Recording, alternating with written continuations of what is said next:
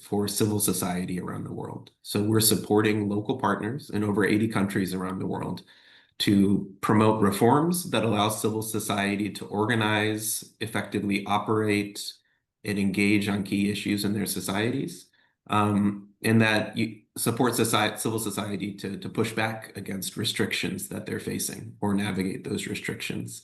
ICNL has been working with OGP for over 10 years to support civil society partners and governments to adopt commitments that preserve civic space, expand civic space, that support civil society and empower civil society. And that includes supporting partners to engage on participation. ICNL generally has worked with partners in regions all around the world to develop participatory approaches and to institutionalize those through legal frameworks. So that's really what we'll be talking about today, is institutionalizing participatory approaches. I'll be presenting today with Khadim Gueye from OIDP Afrique. Very appreciative to Khadim for co-leading this session with me. If I could just briefly note the outline for the day. So we'll do introductions. It looks like we have 21 participants. So I think that's probably, in the interest of time, that's too many for us to do oral introductions. So what I would request is that if people could put their name, their organization, and their country in the chat, I would really appreciate that. I did, Khadim, just want to give the floor to you for a moment to introduce yourself as well, and then I can walk through the rest of the session. Okay, thank you, Nikhil. Welcome to everyone. My name is Khadim Rasoul Gueye, and I'm from IOPD Africa. We are based in Senegal. We are an organization working on different thematics like local governance, participatory democracy, but also local development. And we are supporting local municipalities or local governments implementing participation initiatives in their respective countries. Thank you all. Over. Great, thank you, Khadim. So yes, we'll start out by, after introductions, just discussing what we mean by institutionalizing participation, which is the topic of today's session. We'll then move into a case study led by Khadim on Senegal's experience with participatory innovations and how that relates to legal frameworks in Senegal. I will then lead a presentation on legal frameworks relating to participation, where I'll talk through some of the international and regional standards and also key issues to address when institutionalizing participation in legal frameworks. We'll have a short health break after that, around at the hour. And then when we return, we will have a small group exercise to discuss a hypothetical and approaches in that hypothetical situation to institutionalize participation. We'll return to plenary at that time, and we'll talk through this small group discussions and also hear from you regarding your country experiences. We would love to hear from you about strengths, weaknesses, gaps in how participatory innovations have actually been mainstreamed, how they've been incorporated into legal frameworks, and any further needs in that area. I imagine that we will finish with our session perhaps 10 minutes before 2 hours has elapsed, but we will see. So with that in mind, let's turn to the very next initial discussion, which is, what does it mean to institutionalize participation? So I'm actually going to stop sharing my screen now. I'm going to encourage you, if you have the ability, to share your video, to turn your video on. And I would like to hear from you. What are your thoughts about what it means to institutionalize participation? You can, at the bottom of your screen, there is a React button. And if you click on that React button, then that will allow you to raise your hand. But you can also just unmute if you have thoughts about what does it mean to institutionalize participation.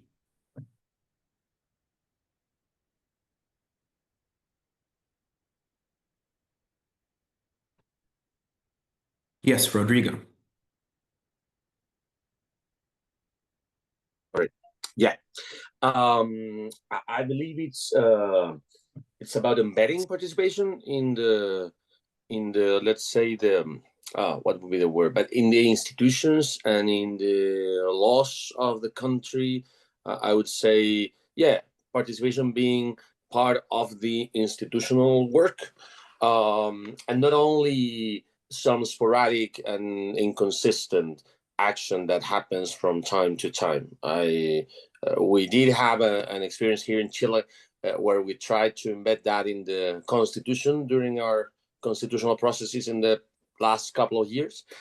We failed to do so, but I think it's an example of how that participation only happened in those moments and then it went away. Great points. So I like, first of all, the use of the word embedding, and I like embedding in institutions and legal frameworks. I also like the contrast with inconsistent or sporadic. The idea with institutionalizing is to make it more regular and consistent. Yes, David.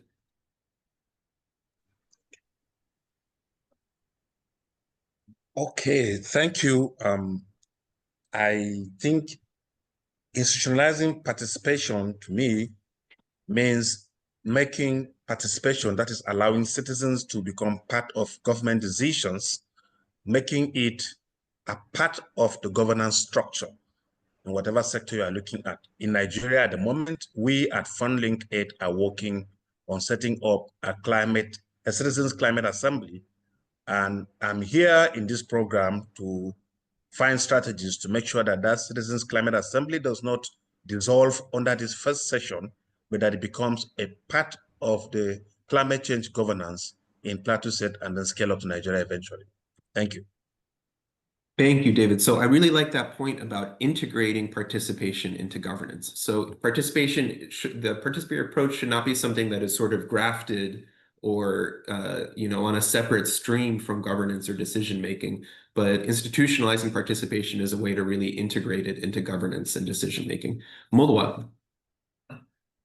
Thank you. I'll explain mine using the Kenyan perspective. So with the 2010 constitution now, we have tried to institutionalize public participation in such a way that it's a requirement both at the national level and county level. So we did it through devolving the systems now such that even people at the grassroots level can give their opinions towards the government. But now the challenge has been we should have regulations maybe to support now public participation. That has not been the case now, customizing public participation now to suit the particular areas. So in a nutshell, I would say it's embedding, like the first presenter, what he said, in policies and laws, such that it's no longer a privilege. It's enshrined in law. It should be legally binding. So thank you. Back to you, Nick. This is a great point that, part of the goal of institutionalizing participation is to convert it from something that is available on more of an ad hoc or privilege basis to something that is available to everyone. And so I think that's a great point, that the way to vindicate the right to public participation is to institutionalize it. Exactly. Ali, so we'll hear from Ali and Kate. And then we'll move on to Khadim's presentation. Ali, please. Thank you so much for your presentation. I want to give you an example from our case in Jordan regarding the public participation. This will guide me to define the public participation. We at Partners Jordan working on open budget survey. The open budget survey is the goals is to enhancing the transparency, oversight, and public participation in different stages of general budget stages in Jordan. So one of our recommendation for government in Jordan regarding the public participation is to establish formal and documented channels and the platform for public participation. So if I want to define the public participation, I think we need to have formal channel from the government and the parliament to the local community, and back from local community to government and parliament. This formal channel, formal platform ensure that the public participation, not only consultation, but also there is feedback, there is an actions after the public participation. So the main point in public participation to have formal and documented channel between local community, civil society, and the decision makers at the government and parliament level as well. Great points, Ali. So I think one excellent point there is that when we institutionalize participation, we're converting these from informal mechanisms into formal mechanisms. Exactly. I think another key point there is the need to address both directions of flow of information and perspectives. That what you're trying to do when you're institutionalizing participation is not only to create formal channels for the community or civil society to share information and views with the government, but also obligations on the government to share reasoning and information with communities. So both of those directions are important when we're institutionalizing participatory approaches. Kate, please. Thank you, and nice to meet everyone. I think I agree with a lot of the points that have been said around the importance of embedding and consistency and the kind of two-way channels. I think there's also, in terms of institutionalizing, I think there's also a point around elevating the quality of participation, because you can embed it, but if you're not doing it to a high standard, then it's obviously not going to be as effective. So actually equipping institutions and governments and departments with the skills and resources that they need to be able to design and execute actually kind of methods that are fit for purpose, are innovative and inclusive as well. This is such a great point that I think one key goal when institutionalizing a participatory approach is to address resources, staffing, capacity, and also issues related to monitoring and assessing how participation is going, to ensure that the participation is high quality and that it's taking place according to sort of the rules and understandings that have been agreed. Okay, this is fantastic. These are all the points that I think I wanted to bring out in terms of what we're trying to discuss today. That participation does not just require political will and engagement by the public and commitment by decision makers, but when we institutionalize participation, we can convert ad hoc, informal, privileged methods of getting information from the public or sharing information with the public into more regular, formalized mechanisms that are available to all and that can assess and improve as time goes on. So with that in mind, now I'm going to pass the floor to Khadim, who will present a case study regarding Senegal's experience with participation. Thank you, Nikhil. Do you see my screen? Yes, we see your screen, but it's not in yet. Now we see the slideshow view. Yes. Oh, it's good. Thank you. Thank you all. So as I said, my name is Khadim and I'm from IOPD Africa, and I'll be presenting building mainstreaming strategies, legal and institutional frameworks, but specifying it in the case of Senegal.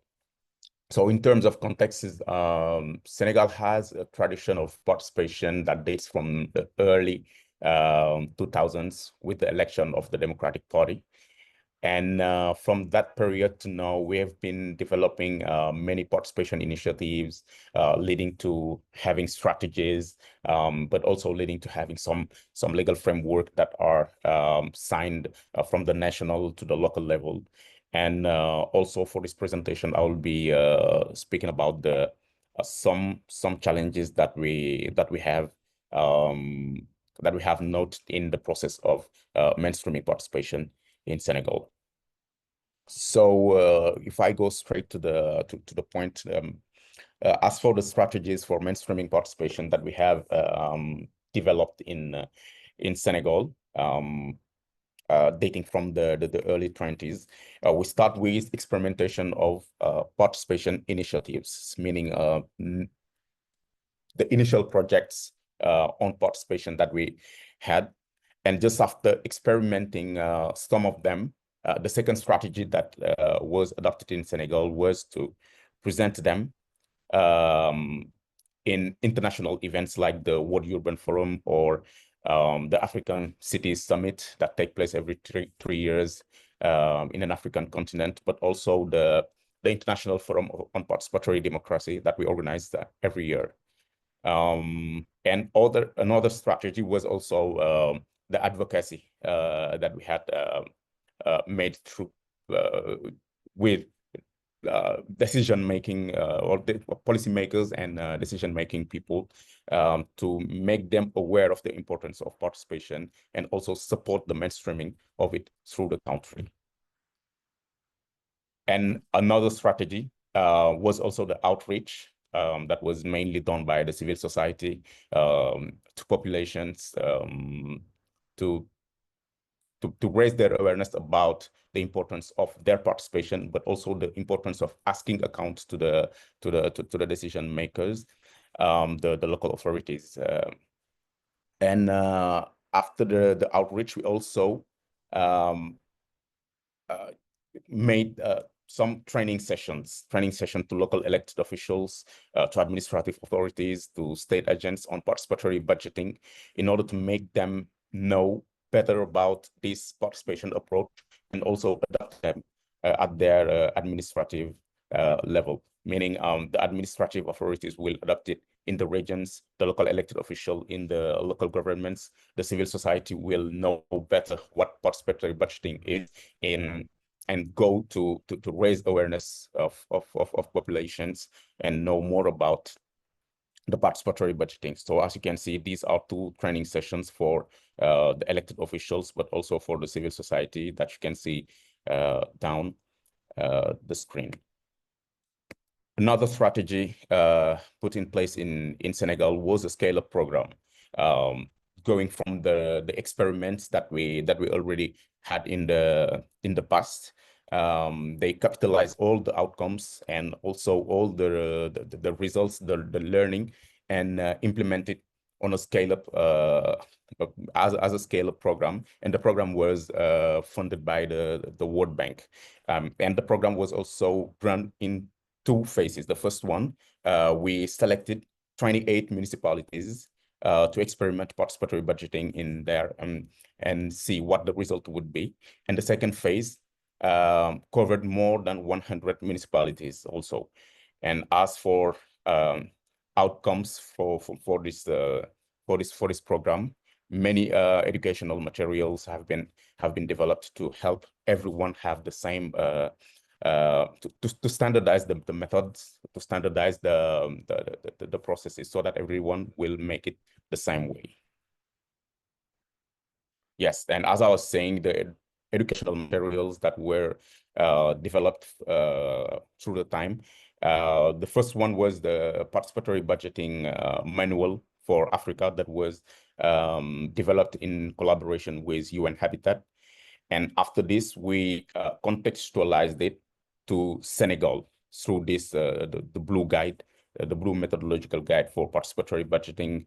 And after that, we made also educational material on participation, but focusing on many topics. For example, this one is for climate change, participatory budgeting for climate change. This one, participatory budgeting for gender, participatory budgeting sensitive to people with disability, and this one, youth participatory budgeting. And from those educational material, we also inspired two countries to make their national participation guide, like Mali, as you can see here, and also Tunisia. Still for the strategies, the municipalities in Senegal have also signed a participation charter, and this participation charter has as objective to define the roles and the responsibilities of the local authorities in terms of promoting participation at local level.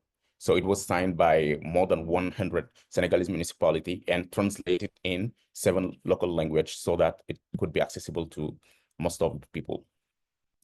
And last but not least, as a strategy, we also opted for rewarding best participation practices in Senegal. This is the Local Leadership Excellence Award that we organized 5 times in Senegal.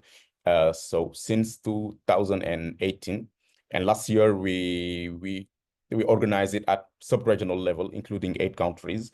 And for the first time, we have opened it to the whole continent, to Africa. So if there are participants from African countries, this is also an invitation in case you want to take part in it. You can get in touch with me and I will give you more further information for that.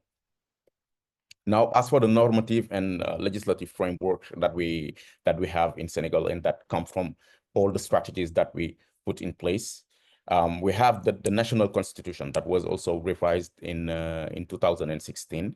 In its article 102, that stipulate that local authorities constitute the institutional framework for participation in the management of public affairs. So this article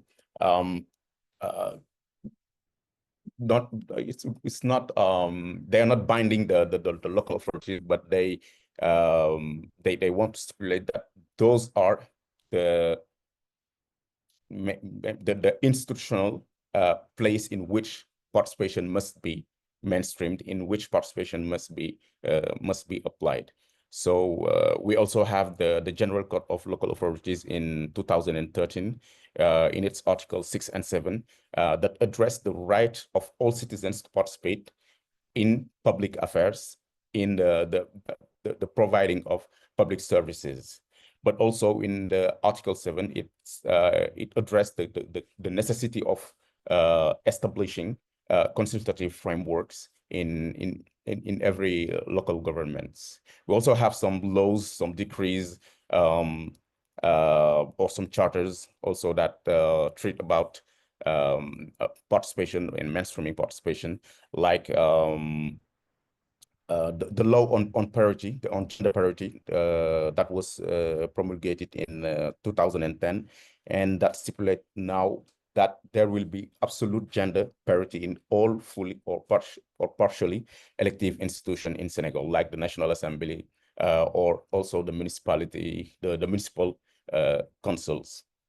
There was also the social orientation law in its Article 4 that addressed the role of state and local authorities in ensuring the full participation of people with disability. So the local authorities and the state as a general are now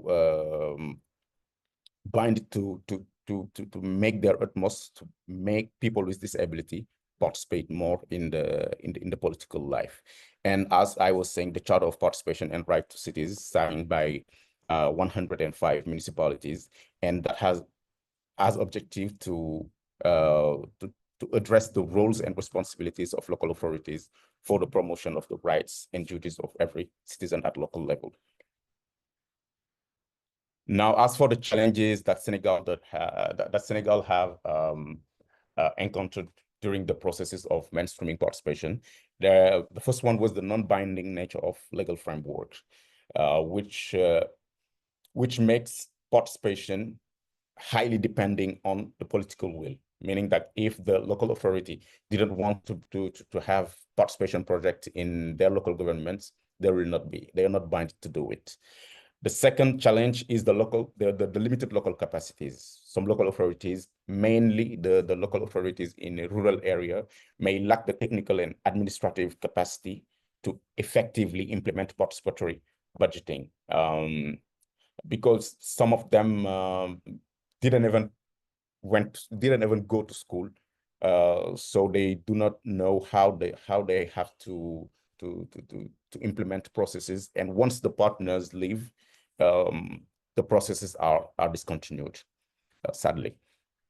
We also have the inequalities in access to information, meaning that not all citizens have equal access to information on participatory budgeting, which can limit the participation of the most marginalized groups.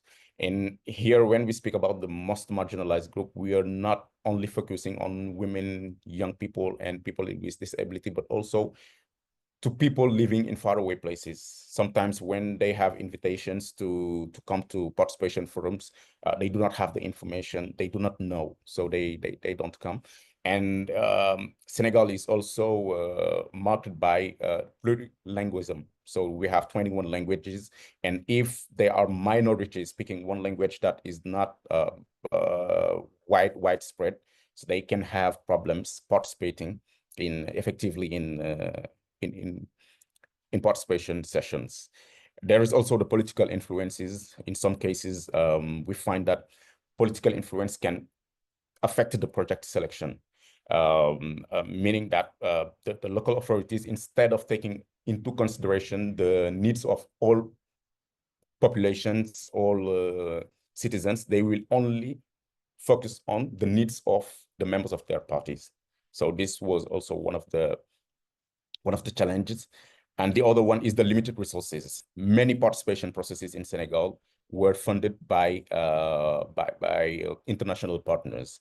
And sometimes after the partners leave, the processes are discontinued, sadly. And the last point is the lack of strong monitoring evaluation mechanism. In several local authorities, you can find that there will be a lack of solid systems to really measure the impacts of projects, which stemming from participatory budgeting. And you can see, for example, the achievements, but if you ask, for example, for a report on this project, on that project, you will not have it. So this is also one of the challenges that were not in Senegal. So Nikhil, I think that I'm done with my presentation. I'm just going to thank everyone for the attention, for the listening. And if you want to get in touch with me, here is my email address, Khadim at iopdafric.org. So thank you all for listening. Nikhil, I'm giving you the floor now. Thank you. Thank you. Thank you so much, Hadim. So I think what we see there in this, very informative case study is an example of where there have been key participatory innovations. Consultative assemblies, participatory budgeting, investment in the capacity of public officials. And as well, there are legal frameworks governing participation, creating rights to participation, creating obligations with respect to participation. But we still have incomplete institutionalization of those participatory approaches, which results in the continued existence of those challenges that Khadim mentioned at the end. And, a lot of that goes back to what we were discussing when we were talking about the concept of institutionalizing participation, that still there, participatory approaches in Senegal are dependent on political will. There's a need for further investment in the capacity of government officials, inequalities in access to information, and biased decision-making. These are issues, obviously, that are challenges whenever you have decision-making, but part of the goal in trying to institutionalize participation is to address and reduce these challenges. I did want to pause here just for a moment to see if anyone had any questions. We will also have discussion at the end, so to raise any questions at that point. But yes, Ali, go ahead. Ali, you are muted. Thank you for this presentation and the case study from Senegal. Just I have questions regarding the participatory budgeting, and if they implemented the participatory budgeting only at local level with municipalities and governorates, or at national level. If they did that at national level, I have questions about the legislation. Do you have any legislation and a legal framework for implementation, the participatory budgeting at national level? If yes, please give us insights about the legislation and the approach as well. Okay, shall I answer? Yes, please, Khadim, go ahead. Okay. Thank you, Ali, for the question. In Senegal, participatory budgeting is just implemented at local level, not yet on national level, but there are some commitments at national levels as part of Senegalese membership at the OGP. And one of the commitment is to institutionalize it now, but it's still ongoing. That's why I didn't talk about it. But as for the implementation, it's only at local level now, from now. Thank you. Thank you. Thank you. Hey, great. Thank you, Ali. Thank you, Khadim. So perhaps, Mulwa, please go ahead, and then we'll move on to the next presentation. Thank you for that wonderful presentation. So I was looking at the strategies, and there is a point that you talked about outreach and training sessions. I think that was the third one, after experimentation and advocacy. So my question is, how did you manage to control now, maybe for the buy-in, basically from the administrative authority or the state agents? What was the approach? The approach for the buy-in. Yes, you know, in Senegal, there is a strong partnership between civil society and governments. For example, I talk about the scale-up program. The scale-up program was coming from a partnership between IOPD Africa and ECOPOP and a government program, the National Local Development Program, that it was funded by World Bank and implemented by the state of Senegal. And in the implementation of this project, they had partnerships with the CSOs. So this helped the CSO as part of the outreach to gain support from the state, to gain support from ministries. And also, as I said, we have developed many educational materials, and all the educational materials were developed in collaboration with the ministries, and even the minister made the preface of those educational material. So it was very easy to have their buy-in for these processes. I don't know if you can. Thank you. Thank you, Mulwa. Thank you, Khadim. Okay, so now what we will do is we're going to move into a presentation regarding legal frameworks related to participation. So let me share my screen again.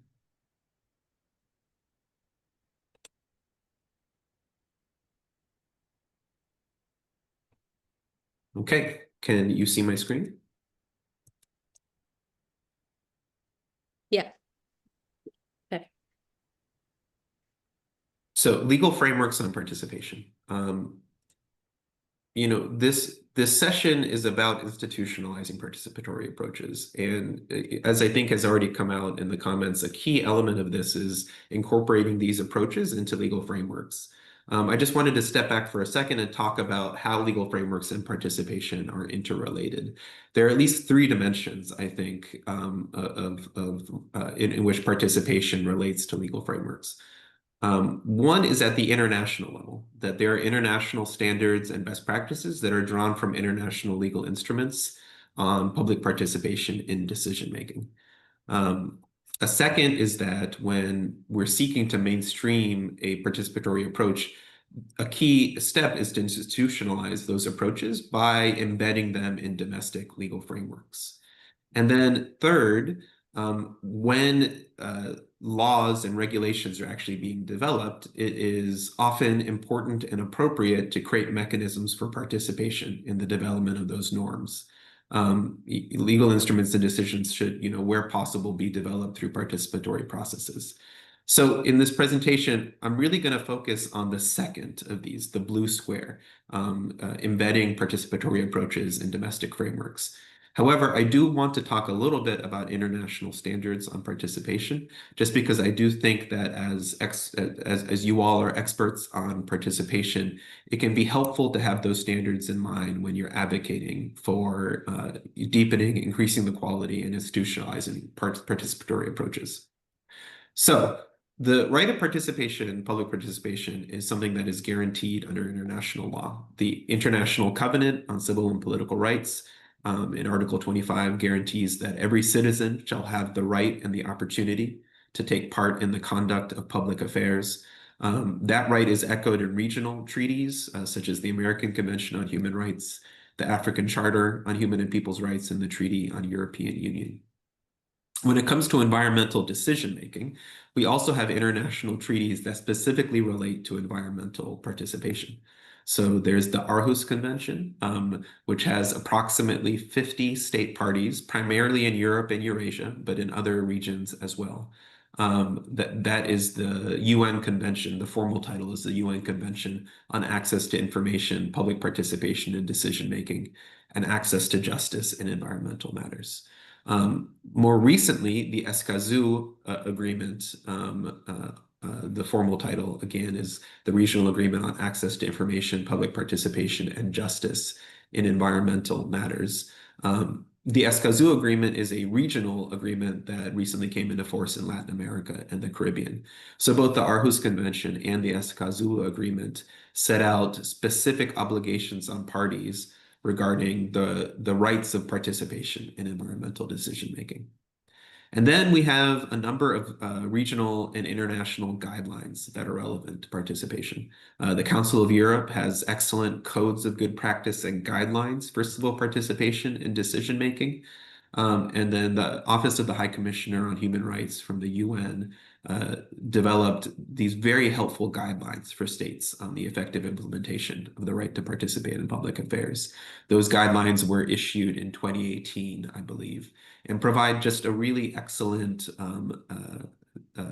canvas or overview of the different considerations and responsibilities of decision makers when it comes to implementing the right to public participation.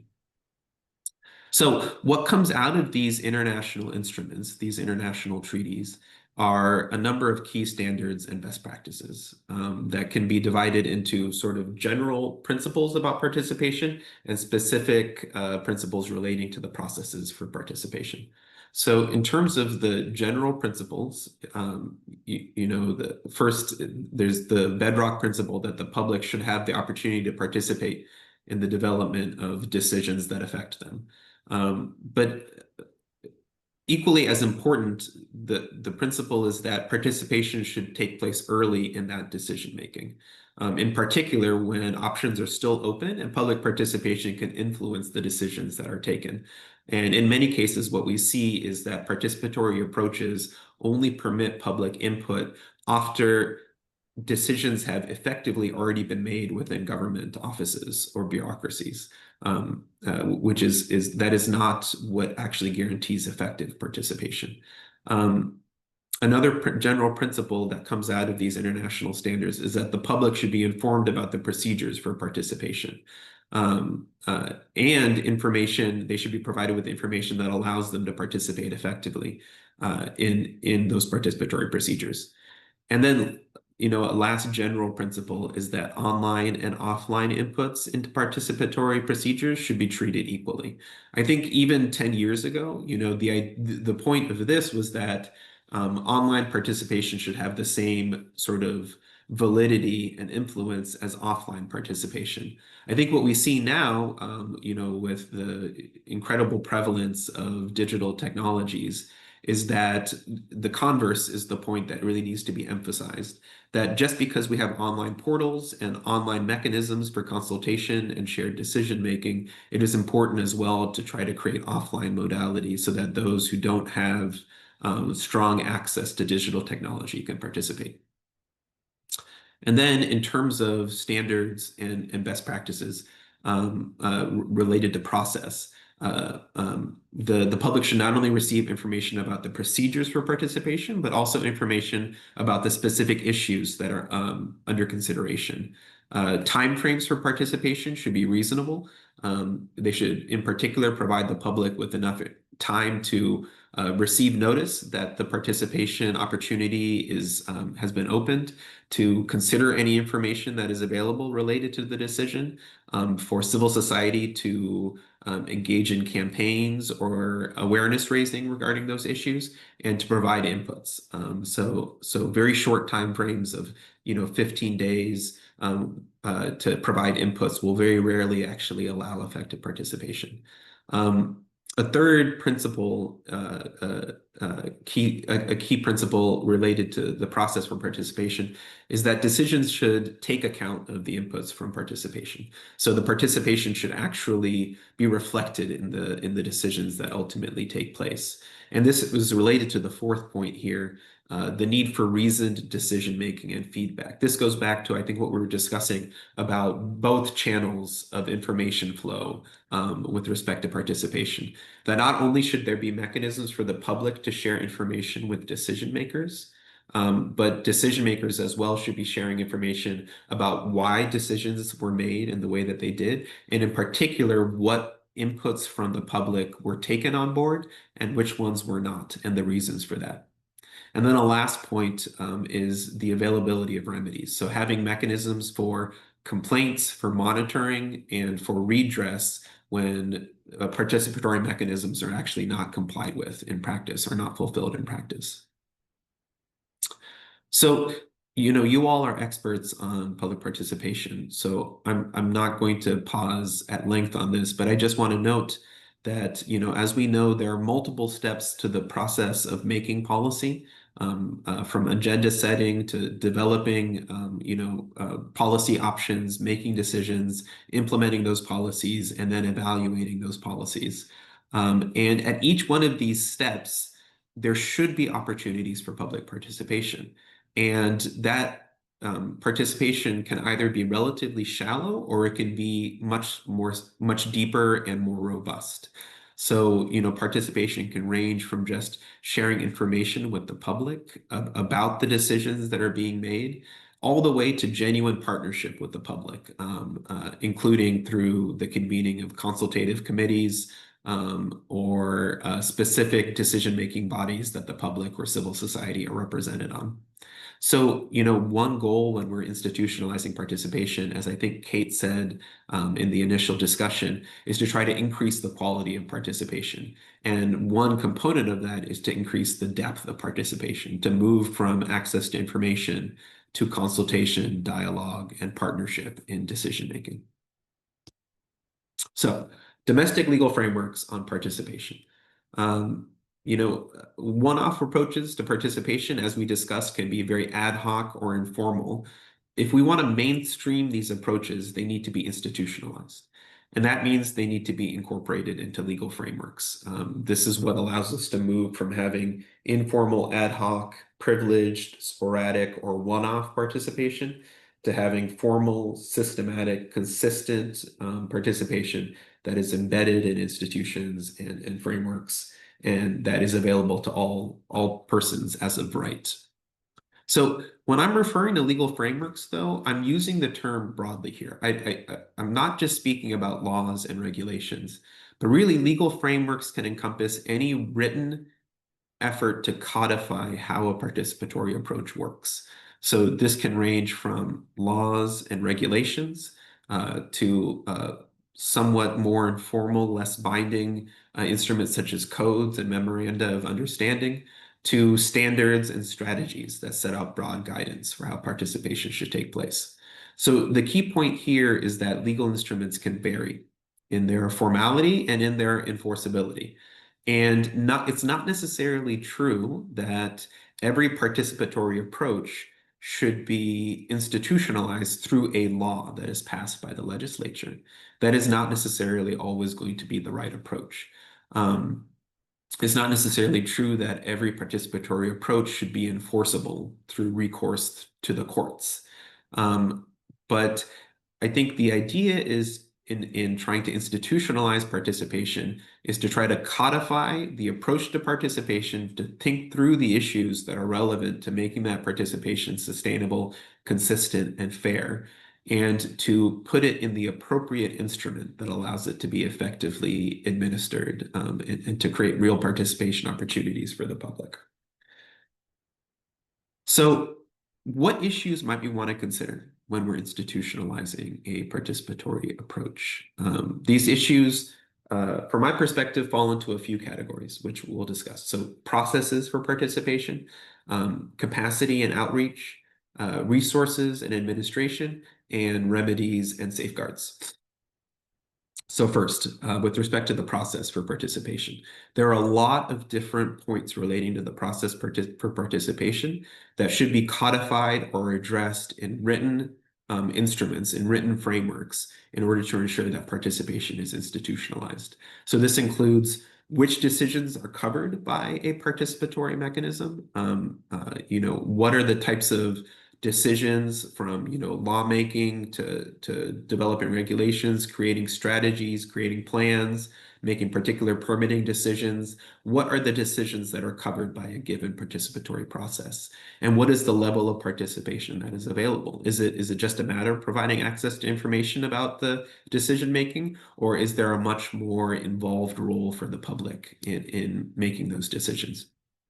In institutionalizing a participatory approach, it is also important to specify what are the timelines for providing information, for for taking in inputs from the public, and for actually making decisions.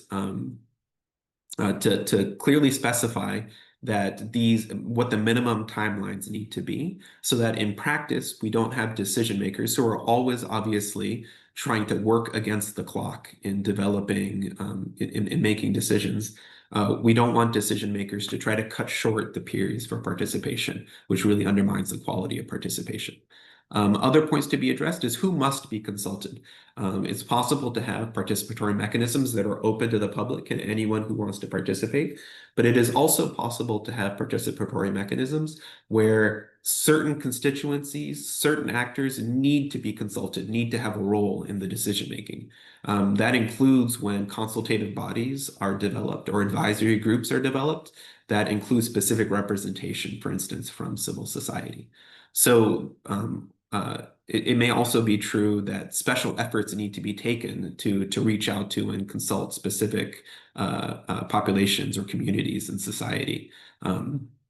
As Hadim was saying, not only youth and women, but for instance, persons representing rural constituencies. So these are other issues to address when you're codifying a participatory approach. It's who should be consulted, who will be represented on consultative bodies and advisory groups. We should also address what is the information that will be provided to the public about the decisions in order to inform their inputs. What are the approaches and options that the public can use to provide inputs? This can range from town hall meetings to online portals to written inputs to phone calls to representatives. But it is good to specify what the options are that will allow inputs to be taken in. And then the process for considering inputs. What are the factors that will be considered in determining whether those inputs are actually reflected in the decisions that are made? And then, as we were discussing, the need to share information with the public about the decisions that are made, to not only notify the decision that ultimately is made after a participatory process, but also provide a reasoned justification for it that includes an explanation of why some inputs may not have been taken into account. So that's the process for participation. We also want to address capacity and outreach. As was mentioned, part of the effort to institutionalize participation and to make it high quality requires investing in the capacity of those who are administering these approaches, and also reaching out to the public to raise awareness of the availability of these opportunities for participation. So issues to be addressed here include, training of public officials to build their capacity to administer public participation processes, and to analyze and assess inputs from the public, investing in public awareness and promotion so that the availability of these opportunities for participation are known to the public, including specific groups whose participation is really important, and accessibility in ensuring that information and modalities for providing inputs are available to all groups, including those who may suffer from disabilities or who may not have equal access to information technology. Resources and administration, in order to make a participatory approach really sustainable, which is such a key part of mainstreaming participation, there needs to be provision for funding for the approach, staffing, who will staff these participatory mechanisms, who will ensure that a responsible party for participation. So who will actually monitor the participation to ensure that it's occurring in the way that it is supposed to, that it was envisioned originally, and then reporting on how the participatory approach actually is being administered in practice. How many consultations have taken place, how many inputs have been taken from the public, how many of those inputs were actually influenced the decisions ultimately taken, how many meetings were held, and how many participated in those meetings. Having reporting on participation can be really essential to that process of making participation higher quality over time. And then remedies and safeguards. So remedies and safeguards, that sounds like a very formal and possibly punitive approach. But the idea here is to know when the authorities, when decision makers, when agencies, when officials are not complying with the requirements related to participation, what is the consequence? It could be that the decision, if it's ultimately taken without adequate participation, is not valid. It could be that there is an instruction to redo the participatory approach or to extend participatory windows. It could be that specific inputs from certain required constituencies are solicited. So it's important to spell out if we are not following the rules, if we're not following the frameworks that we set for participation, what happens? It's also helpful to specify what is the handling of complaints going to be. Requiring that when participatory approaches aren't followed in the way that they're supposed to, that a party has to bring a lawsuit. That is the most expensive and most challenging way to try to ensure that participation is adhered to in practice. It is often better to set up an ombudsman or a key participation point of contact that can handle complaints about whether participation is occurring as it should, and that can try to address those concerns. And then, addressing as well, what are the provisions that will be made for data protection and privacy when citizens are sharing information with the government, sharing their views and inputs. In many cases, they may be required as well to share information about themselves, their identities, their names, their addresses, and there's an obligation on the authorities to protect that data and to protect the privacy rights of those who are engaging in these processes, which also then leads to more comfort in engaging with participatory processes. And then lastly, what are the exemptions? What are the situations where a participatory approach doesn't need to be followed? So these are some of the general areas where you might want to address in trying to institutionalize a participatory approach. Addressing how will the process for participation actually happen in practice? How will we invest in capacity and outreach? What are the remedies if the participatory approach is not followed as it should be? And what are the safeguards for the information of those who are participating, and so forth. So now, obviously, those are a lot of issues. It's not always necessary when you're trying to convert a participatory practice into more of an institutionalized mainstream approach. It's not necessary to address all of these issues, but it is often helpful to think about as many of these issues as are relevant to ensure that the approach is actually consistent, is actually sustainable over time, and that's actually available to everybody. So I want to pause there to see if anyone has any questions they wanted to raise based on that. We'll then move into our short health break.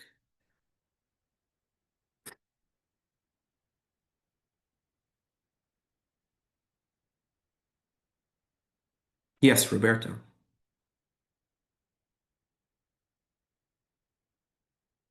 Sorry, so I was trying to open my camera.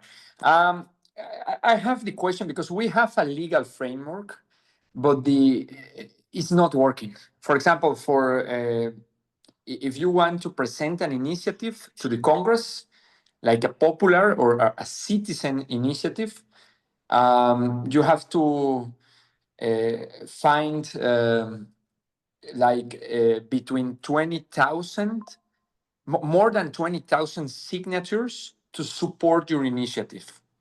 So the only way to do that is to partner with a political party that give you the resources and the structure to make that possible. So if you, so it doesn't make any sense that if you need a political party to create a popular initiative. So how we can find, but because now in my city we are trying to work with the Congress to reform this law. To put in this law is the citizen participation law, is the way it's called. And we want to implement the best practices around the world in this law. We want to make an example to the rest of the country with this law, but we need to find where, or where do you recommend us to find these practices? Because there is a lot of data, there is a lot of books, but which one do you think is the best to do it? This is a great question. I don't know off the top of my head, Roberto, with citizen initiatives, what the sort of leading examples are. You know, I think this point that you raise is a great example of how legal frameworks for participation can also serve as barriers to participation if they create too many requirements or they restrict the scope of participation to too great of an extent. So, you know, a threshold of 20,000 signatures, depending on the population of the country, may be appropriate, or it may be something that really is prohibitive and prevents genuine citizen initiatives from receiving consideration. Roberto, if you put your email, I'll put my email in the chat. If you write me, I can do some research into this to try to identify what some of the positive practices or best practices are. Tim has a question as well. About what led to the requirement of 20,000 minimum signatures for a citizen initiative?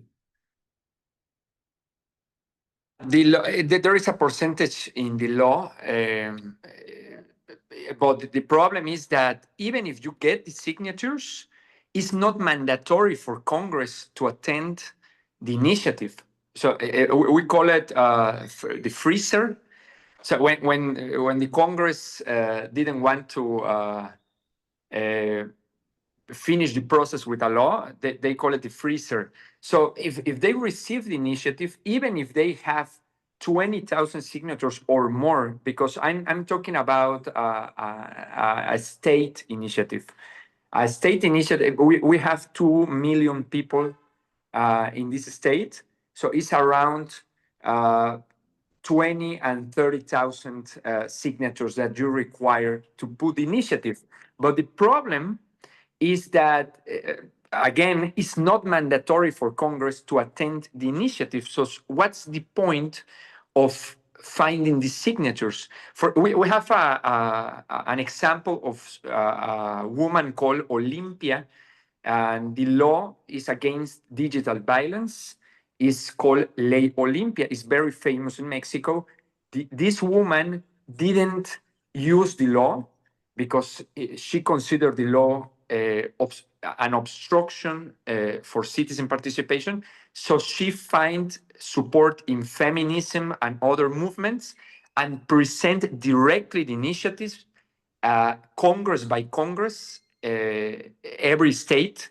She went every state to present the law directly to Congress woman, and she was able to make this a national movement without a single signature. So my question is, do we really need signatures to present a citizen initiative, even if we take into account that it's not even mandatory for Congress to attend it?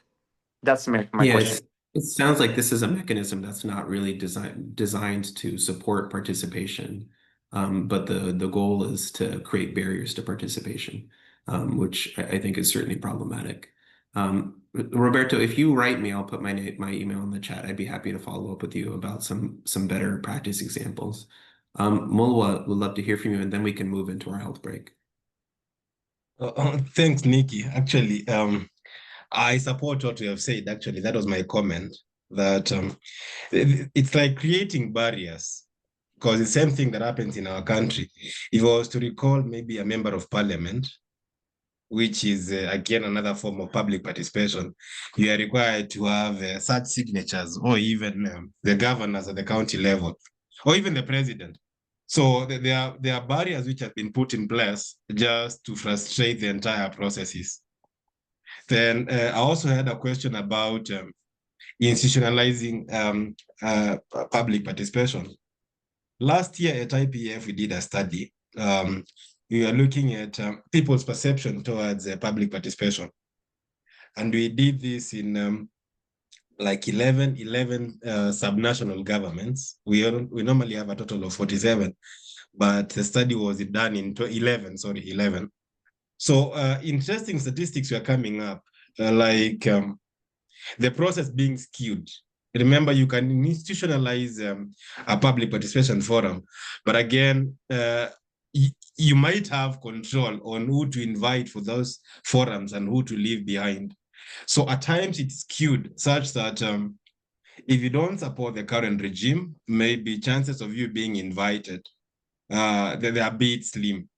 Then the reporting mechanisms, if you want to report, again, the barriers exist when it comes to reporting mechanisms, because where will you report? If you take them to a court of law, again, the processes are not that seamless. So my question basically is, once we've institutionalized public participation in these areas, how best now? Do you have a best practice now? Because something that we can probably implement, which has been tried and tested before in other countries, because expecting a country like South America, if we consider it a first world country, and you have to raise maybe 20,000 signatures, what do you expect from a developing country? And the levels of a democracy are a bit low, especially in African countries and Asian countries. So maybe you can say something on that. Yeah, I think this sort of raises a broader question, which is part of the goal with institutionalizing participation is to channel the political will to engage with the public, to empower the public into more consistent and formal and reliable channels or manifestations. So the goal is that where there is some will to empower the public to participate in decision making, to then codify the approach so that it's effective and consistent and influences decision making. Where there is not political will to have effective participation, then I think the challenges become much greater, because the ability of legal frameworks to compel participation, it's just very, very challenging. So it'll often require recourse to the courts, which will require independence of the courts. The courts, in order to bring suits, is often very expensive and requires a lot of resources. So compelling an unwilling decision maker to engage in participation is often going to be challenging. In the U.S., what we have is that with regulatory decision making, there is mandated notice and comment, where the public has to be able to provide comments on all proposed regulations. And then if the regulation that is adopted, when the regulation is adopted, the agency has to provide a specific justification that addresses how each comment received was either taken on board or was rejected, and the reasons why it was rejected. And if the agency fails to do so, then they can be sued in court and the regulation can be set aside. So this is a highly formal, highly legalized mechanism for creating regulations. It's the kind of mechanism that you make when you believe that the decision maker does not actually want to receive public participation, so that you can force them to do so. It has been effective in the US, but in the US process, regulations, usually the people participating and providing comments are industry groups or others with very significant expertise, highly professional environmental organizations and other NGOs and health organizations and so forth.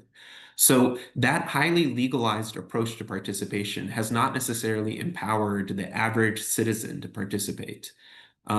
What it has allowed is it has allowed those who have a significant expertise and sophistication to submit comments, and then if those comments aren't addressed, to hold decision makers to account.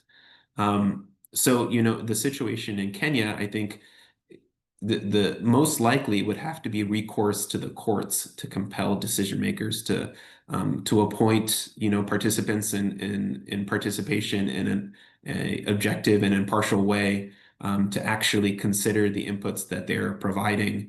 But the question of whether the courts are fully independent may affect whether or not those recourses are actually effective in practice. Kate, would love to hear your comment, and then we'll take a short break.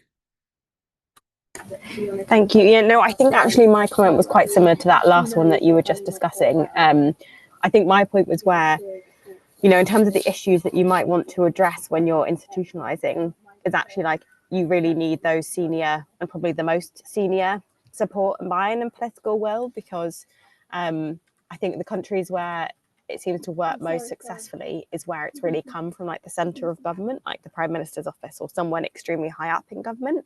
And actually, in order to address these issues that you mentioned here around like capacity and outreach, resources, and get to the point where you can even be doing more of a kind of light touch framework that's not even the legal space, you kind of need that strong political buy-in from like the most senior. Otherwise, it's hard to imagine that it's going to be successful and you can address all of these other issues. So I think probably similar point to what you were just talking about there, but really, you need to have that buy-in, and where there might be more kind of reticence, what your recommendations for going about achieving that and kind of centralizing a lot of this, as opposed to just kind of trying to do it in a more ad hoc way. It's going to be difficult if you don't have that really senior support. Yeah, so this is such a great point, I think, is highlighting the way that there may be different buy-in and support for participation at different levels of government. And I do think that, a prerequisite for effective participation is to have some high-level buy-in, some high-level, commitment to participation. And where that high-level buy-in exists, then institutionalizing participation, embedding it in legal frameworks, can ensure that the people who are actually making decisions, who are actually implementing policies and programs, it can ensure that those, actors within agencies and within ministries, within municipalities, within regional governments, it can ensure that they follow the processes for participation that have been developed. So I think that nicely sort of notes the point that, again, institutionalizing participation is a way to channel the higher level buy-in into consistency when participation is actually implemented at the decision level. But when you don't have high level buy-in, when you don't have high level commitment to participation, the situation becomes more challenging. And what you really require then is independence of other institutions, such as the courts, and the capacity of other actors in society, such as civil society, or the private sector, to make use of those independent institutions to hold political actors to account. And that obviously is a much more challenging situation to be in. Okay, maybe we can take a break now. So for 5 minutes, let's take a health break. We will be back at 15 minutes past the hour, and we'll do a small group exercise at that time. Thank you.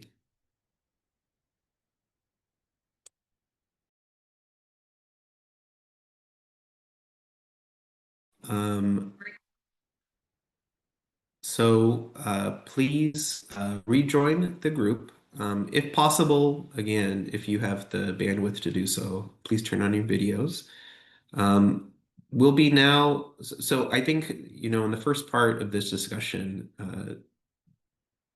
there were some really good points, I think, that were raised about the, functions of institutionalizing participation in terms of trying to convert it from something that is ad hoc or privileged to something that's more consistent and available to everybody, to raise and deepen the quality of participation. But also the important role of institutionalizing participation as a way to try to manage the political will in support of participation. And I think in the chat and in the comments, we've already discussed two ways in which institutionalizing participation can manage that political will.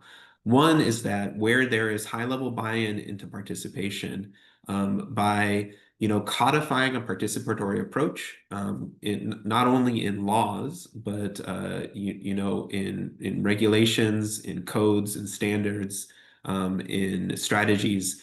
That can be a way to ensure that the high-level buy-in into participation is reflected at the level where decisions are actually made, is reflected in offices and bureaus and ministries, where decisions are actually taking place. I think a second point is that where there's turnover in high-level leadership, institutionalizing a participatory approach is what allows that approach to survive between administrations, between terms, between leaders, so that we don't have to start over again and convince a new cohort of political actors why it's important to have participation and how participation should take place. So I think those are what we are trying to do when we're institutionalizing participation.